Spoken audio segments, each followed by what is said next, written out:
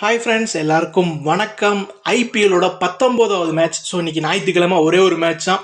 Sunrisers Hyderabad versus Gujarat டைட்டன்ஸோட dream 11 prediction தான் இந்த வீடியோவில் நம்ம பார்க்க போகிறோம். ஸோ தடவை நம்ம சேனலுக்கு வரீங்கன்னா மறக்காமல் சேனலை சப்ஸ்கிரைப் பண்ணிட்டு பக்கத்தில் இருக்க பெல் ஐக்கானை கிளிக் பண்ணிக்கோங்க. கீழே டிஸ்கிரிப்ஷன் பாக்ஸில் நம்ம டெலிகிராம் சேனல் இருக்குது. டெலிகிராம் சேனல் லிங்க்கை வந்து கிளிக் பண்ணி ஜாயின் பண்ணிக்கோங்க. Final team after the toss வந்து டெலிகிராம் சேனலில் தான் வரும். ஸோ டெலிகிராம் சேனலில் ஜாயின் பண்ண மறக்காதீங்கன்னு சொல்லி தெரிவிச்சுக்கிறேன்.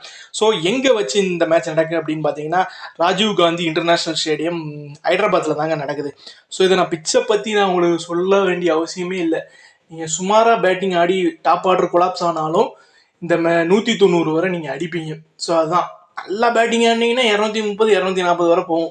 ரெண்டு டீம்லேயுமே நல்ல பேட்ஸ்மேன்ஸ் இருக்காங்க. ஸோ 200 நம்ம எதிர்பார்க்கலாம். ரெண்டு இன்னிங்ஸ்லையும் நம்ம 200 கண்டிப்பாக எதிர்பார்க்கலாம். ரெண்டு டீம்லையும் சேஸ் பண்ணுற அளவுக்கு பலமான ஆட்களும் இருக்காங்க. ஸோ இன்னைக்கு ஞாயிற்றுக்கிழமை ஒரு பக்காவான ஒரு என்டர்டெயின்மெண்ட்டான ஒரு மேட்ச் இருக்குங்கிறத நான் தெரிவிச்சுக்கிறேன். So head to head stats பார்த்தீங்க அப்படின்னா இதுவரை நடந்த 4 மேட்ச்சில் 3 மேட்ச் ஜிடி தான் ஜெயிச்சிருக்கிறாங்க, ஒரு மேட்ச் தான் எஸ்ஆர்ஐ ஜெயிச்சிருக்கிறாங்க. ஸோ ஹெட் டு ஹெட் ரெக்கார்ட்ஸ்லையும் ஜிடி தான் ஐடியா இருக்காங்க, பாயிண்ட்ஸ் டேபிள்லையும் ஜிடி தான் ஐயா இருக்காங்க. ஸோ இவங்க 10வது இடத்துல இருக்காங்க. சன்ரைசர்ஸ் ஹைதராபாத் ரொம்ப ரொம்ப மோசமான இடத்துல, நல்ல ஆக்ஷன் நல்லா பண்ணாங்கன்னு எல்லாருமாலையும் பேசப்பட்ட டீமு இன்னைக்கு வந்து 10வது இடத்துல இருக்காங்க. இந்த மேட்ச் ஜெயிச்சாதான் 8வது இடத்துக்கு போவாங்க. இல்லை அப்படின்னா மறுபடியும் 10வது இடத்துலயே தான் நிற்கிறோம். அந்த மாதிரி ஒரு சுச்சுவேஷனில் தான் அவங்களும் இருக்காங்க. ஸோ ரெண்டு டீமோட ப்ராபபிள் பிளேயிங் 11 பொறுத்தவரை சன்ரைசர்ஸ் பொறுத்தவரை Travis Head, Abhishek Sharma open பண்ணுறாங்க. Ishan Kishan, one down Nitish Kumar Reddy, Ankit Verma, Heinrich Klaasen, Kamindu Mendis, Pat Cummins, Harshal Patel, Zeeshan Ansari, Simarjeet Singh, Mohammed Shami impact சப்பா உள்ளே போயிட்டு வருவார். ஸோ அங்கே ஹெட்டு உள்ளே போவார். ஸோ அந்த மாதிரி சேஞ்ச் ஸ்வாப் பண்ணிக்கிடுவாங்க. ஸோ ஹெட்டு இந்த வென்யூவில் சூப்பராக அடிச்சிருக்காருங்க. மொதல் மேட்ச்சில் ஒரு 50, அடுத்த மேட்ச்லேயும் ஒரு 50, 2 மேட்ச்லையும் 50 போட்டிருக்காரு. அபிஷேக் சர்மா 2 மேட்ச் இந்த வென்யூவில் விளாண்டதில் 2 மேட்சுமே புவராக தான் இருந்திருக்கிறாரு. ஓவராலாக இந்த 4 மேட்ச் எடுத்துக்கிட்டீங்கன்னாலும் அபிஷேக் சர்மா கிட்ட இருந்து ஒரு பெரிய அளவில் பெர்ஃபார்மன்ஸ் வரல. ஸோ ஒரு ஜிஎல்ல ஒரு டீமில் கண்டிப்பாக ஒரு டீம்லையாவது கேட்டனா ட்ரை பண்ணி பாருங்க. ஸோ ஏன்னா நேற்று ஜெய்ஸ்வால் உள்ள வந்தார், அவரும் கண்டினியூஸாக பெருசாக ஆடாமல் இருந்தார். அந்த மாதிரி அபிஷேக் சர்மா கொடுக்கலாம். பட் இங்கே என்ன ஒரு பிரச்சனைனா அங்கே சிராஜ் இருக்காரு, அது ஒரு பிரச்சனை. அந்த ஏர்லி ஸ்விங் இருக்குது தெரியுமா, அதை மட்டும் ஒரு சமாளிச்சிட்டாருன்னா கொண்டு போயிடுவார். அது ஒரு விஷயம். பட் சேசிங்னா கண்டிப்பாக நீங்கள் அபிஷேக் சர்மா மஸ்ட் ட்ரை உங்கள் டீமில். ஃபர்ஸ்ட் பேட்னா கொஞ்சம் யோசிக்க வேண்டிய விஷயம். செகண்ட் பேட்டிங்னா கண்டிப்பாக கண்ண மூடிட்டு எடுங்க. இஷான் கிஷன் பொறுத்தவரை என்ன சொல்கிறது, அவர் ஒரு செஞ்சுரி அடித்தார், அவ்வளோதான்.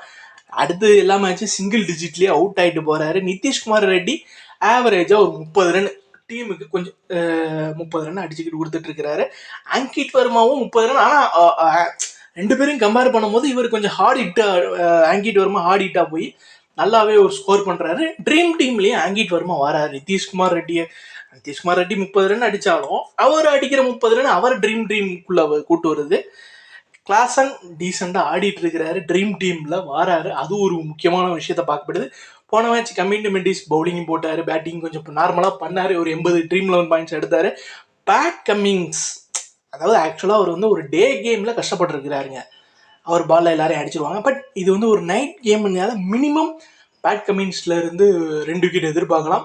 மேக்சிமம் வந்து ஒரு விக்கெட் கண்டிப்பாக நம்ம எதிர்பார்க்கலாம் அவர்கிட்ட. ஹர்ஷல் பட்டேல் ஃபர்ஸ்ட் பவுலிங் தான் ரொம்ப ரொம்ப ரொம்ப இம்பார்ட்டன்ட். சேசன் அன்சாரியும் ஃபர்ஸ்ட் பவுலிங் தான் இம்பார்ட்டன்ட்.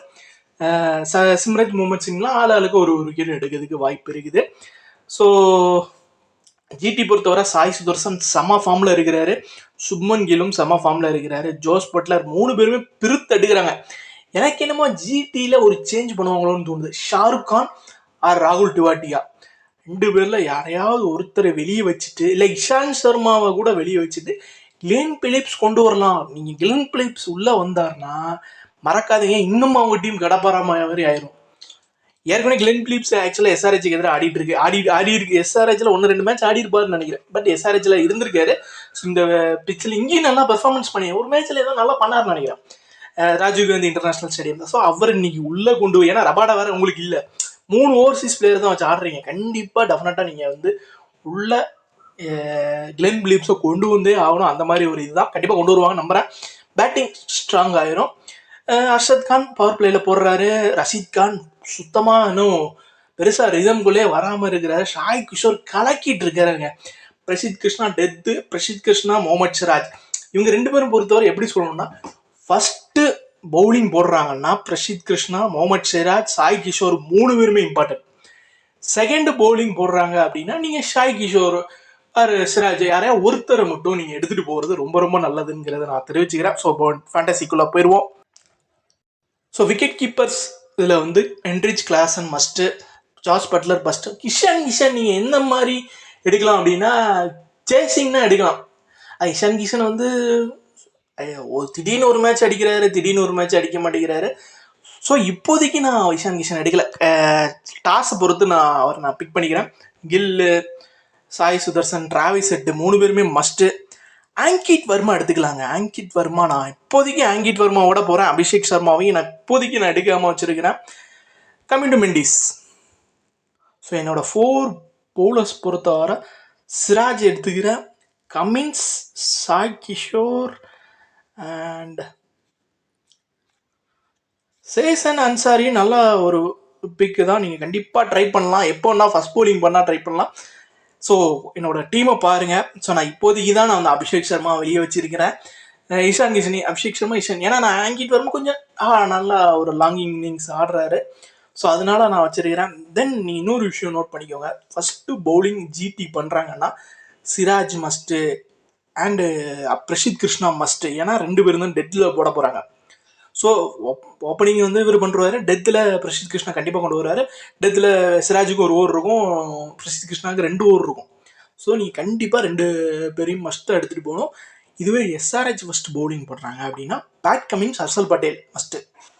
ஜேசன் அன்சாரி கூட 1 or 2 விக்கெட்ஸ் எடுக்கலாம். ஸோ அவரையும் நீங்கள் ட்ரை பண்ணுங்கள். பட் இங்கே என்னென்னா பேட்டர்ஸ் நல்லா பண்ணுறாங்கனால நான் பேக்கெட்டர்ஸ் நல்லாவே ட்ரை பண்ணி வச்சுருக்கேன்.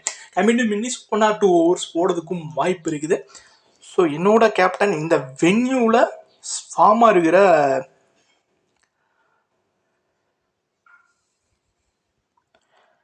டிராவிஸ் ஹெட்டை போட்டிருக்கேங்க. Travis Head and Jos Buttler. ஆனால் உங்களுக்கு நிறைய சாய்ஸஸ் இருக்குது இந்த மேட்சை பொறுத்தவரை. அபிஷேக் சர்மா ஒரு நல்ல சாய்ஸு, ஜிஎல்ல சுமன் கில் ஒரு நல்ல சாய்ஸு, சாய் சுதர்சன் ஒரு நல்ல சாய்ஸு, ஹென்ரிச் கிளாசன் நல்ல சாய்ஸு, வைஸ் கேப்டன் கமின்ஸ் கூட ஒரு நல்ல சாய்ஸாக இருப்பாங்கன்னா ஏகப்பட்ட சாய்ஸஸ் இருக்குது. ரஷீத் கான் ஃபார்ம்லே இல்லை. ஒருவேளை தன்னோட ஆப்பனன்ட் டீமுக்கு எஸ்ஆர்ஹெச்சுக்கு எதிராக அடித்து கூட ஃபார்முக்கு வரலாம். அன்றைக்கி ஒரு 3 விக்கெட் எடுக்கலாம். அவருக்கு ஒரு டேவாக இருந்தால் கூட நல்லா. அதெல்லாம் என்னென்னா ஒரு ஜிஎல்ல கண்டிப்பாக ட்ரை பண்ணி பாருங்க. இப்போவே பாருங்களேன், ரஷீத் கானை வந்து எத்தனை பர்சன்டேஜ், கிட்டத்தட்ட 32% தான் எடுத்துருக்கிறாங்க. ஆவரேஜ் பாயிண்ட்டே ஒரு 20 தாங்க வந்திருக்கு. இந்த டீமுமே ட்ரீம் டீமில் வரல. அவர் 3 மேட்ச் ஆடி இருக்காருன்னா 3 மேட்ச் ட்ரீம் டீமில் வர்றது அவருக்கு ஒரு மைனஸாக இருக்குது. பட் இவரை பாருங்கள், ஒரே ஒரு மேட்ச் மட்டும் ட்ரீம் டீம் வரலாம். பட் இருந்தாலும் ஒரு விக்கெட் எடுத்துகிட்டு இருந்திருக்காரு. நல்லாவே ஷாய் கிஷோர் பர்ஃபார்மன்ஸ் பண்ணியிருக்கிறாரு. ஒரு டிஃப்ரென்ஷியல் பிக்காக ஒரு ரிஸ்க்காக ட்ரை பண்ணுறவங்க கண்டிப்பாக ரஷீத் கான், அபிஷேக் சர்மா, இஷான் கிஷன் இவங்கெல்லாம் ஒரு டீமில் கண்டிப்பாக ட்ரை பண்ணுங்க. நல்ல ஒரு சாய்ஸாக இருப்பாங்கன்னு தெரிஞ்சுக்கிறேன். ஸோ இது இப்போதைக்கான டீம். ஃபைனல் டீம் கீழே டெலிகிராம் சேனல் இருக்குது. ஸோ அதில் ஜாயின் பண்ணுங்கள், லிங்க் கொடுக்குறேன். ஸோ மறக்காமல் இந்த வீடியோவை லைக் பண்ணிவிட்டு சப்ஸ்கிரைப் பண்ணிக்கோங்க.